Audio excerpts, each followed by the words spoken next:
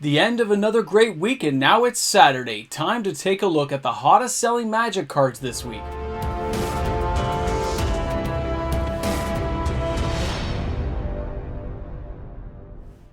Happy Saturday to everyone. Thanks for hanging out with me today as I get ready to go through the top 10 hottest selling cards this week in Magic the Gathering. A lot of sales going on. Now we get to sit down, relax, have your coffee, and let's go ahead and take a look at these amazing cards. So here we are, starting our journey at number 10, trying to wind ourselves down the road to number 1. And this week, the number 10 is Felwar Stone with 581 sales this week. It has an average price of $1.89 US. Here in Canada, you're always going to pay about that $2.50 mark. And overseas, we're paying €1.79 to get that card into your house. Now, I grew up on the original dark version, the Four Horsemen original. I like to have those in my set wherever I can, but they are pretty expensive because they are OG original. So picking up any copy at this reasonable price makes perfect sense for going into those commander decks. Let's go ahead and see what comes up next. The next leg of our journey takes us to Forgotten Realms and Dungeons and Dragons. Here we have Deadly Dispute with 900 sales this week. The average price is $3 US. Here in Canada, it's $5 Canadian. And overseas, it's €1.92 to get that card into your house.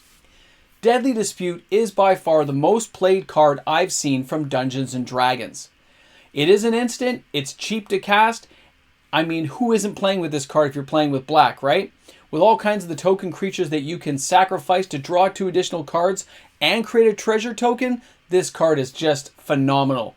That's what people are seeing. And I think the reason the price is holding so high, in my opinion, is people just are not opening as much Dungeons and Dragons as was expected. So unless a lot more gets cracked, expect to see this price holding strong for its entire life cycle. As our journey continues down the yellow brick road to number 1, we're stopping in at M21 and the Solemn Simulacrum. It has 913 sales this week. The average price is $1.71 US.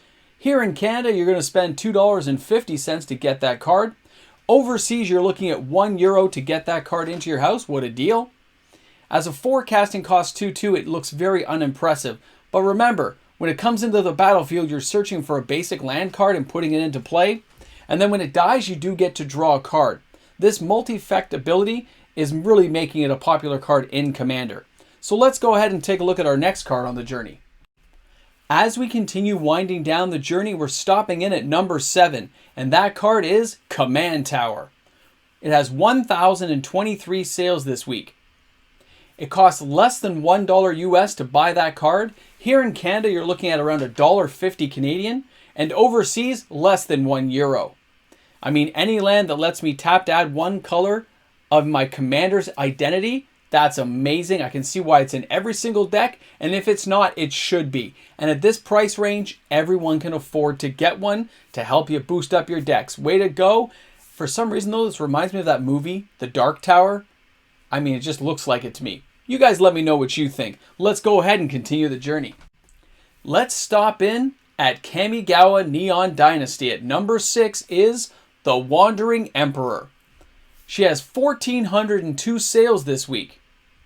The average price is $27 US. Here in Canada, you're going to pay about $31 Canadian. Overseas, €13.79 to get that card into your house. An extremely popular card right now with its flash ability, pump up, make creatures or eliminate creatures from play. This is not the Wandering Emperor you remember from War of the Spark. Keep a close eye on this card because after it rotates out, I am pretty sure it's going to find a definite home in a few commander decks.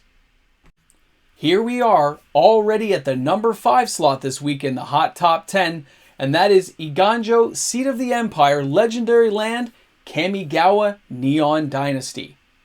1,722 sales this week. It has an average price of $4.32 US. Here in Canada, you'll be paying about $6 Canadian. Overseas, it's €5.25 to get that card. As with most of the lands we're seeing from Kamigawa, That channel ability is just something that cannot be underrated. And as this card rotates out, it is absolute that it'll find a home inside Commander decks. So if you're thinking about it for the future, it might be a card you want to hold on to. Let's go ahead and see what comes in at number 4. We're going to be staying inside Kamigawa Neon Dynasty with Farewell, the sorcery that nobody likes to see. 1,706 sales this week. An average price of $4.91 US. Here in Canada, you'll pay about $7. Overseas, you're paying €3.76 to get that card into your house. Its ability to exile things has made it very popular on the arena scene, and I think we'll continue to see that all the way until we get to Streets of New Capenna to see what new brilliant stuff Wizards of the Coast has decided to give us and incorporate along with Kamigawa cards. Let's go ahead and take a look at our next card this week. Number 3 this week is Otawara, the Soaring City, Kamigawa Neon Dynasty Legendary Land. 1,987 sales this week. The average price is $7.41 US. Here in Canada, you can expect to pay $10. Overseas, you're looking at €8.14 to get that card into your house. Again, we've talked about this. It's that channel ability that's making these cards so popular and the fact they don't come into play tapped. The beautiful artwork is just a bonus. Let's go ahead and take a look at the number 2 card this week. As we continue to see the dominance of the land cycle from Kamigawa Neon Dynasty, here we are with Boziju, Who Endures. It's number 2 this week with 1,893 sales this week alone. The average price is $26.01 US. Here in Canada, expect to pay about $30. Overseas, you're looking at €28.06 to get this card into your house. This is one of those cards I expect to see basically in any green deck now on Arena or in Commander. Also in Modern, it's an auto include. Remember that. Its multiple effects are making it so desirable, the sales will be driving for this one in the next year or two to come. It's just that good.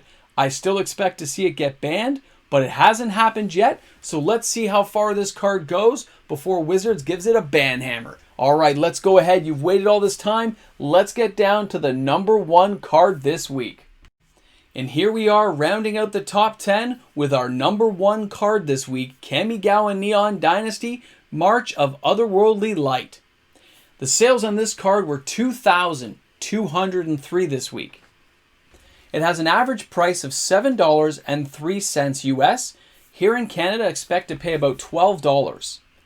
Overseas, €4.31 to get that card into your house. It's had strong sales the last couple of weeks and has a board clearance mechanic that you can pay into to make it that much more effective. This is one of those cards that is going to be seen in almost any white deck on Arena and in a lot of your game stores as we start to open up. It's a card to pay attention to, and it's an amazing piece of artwork. So thanks a lot for tuning in to the top 10 hottest selling cards this week. I am MTG Moxman, and I'll see you guys next week. And of course, I want to show a special appreciation for all of the fantastic patrons I have on my channel. Thank you so much, everyone, for that continued support and allowing me to make these awesome videos. I look forward to seeing you all in the live stream. Have a fantastic day.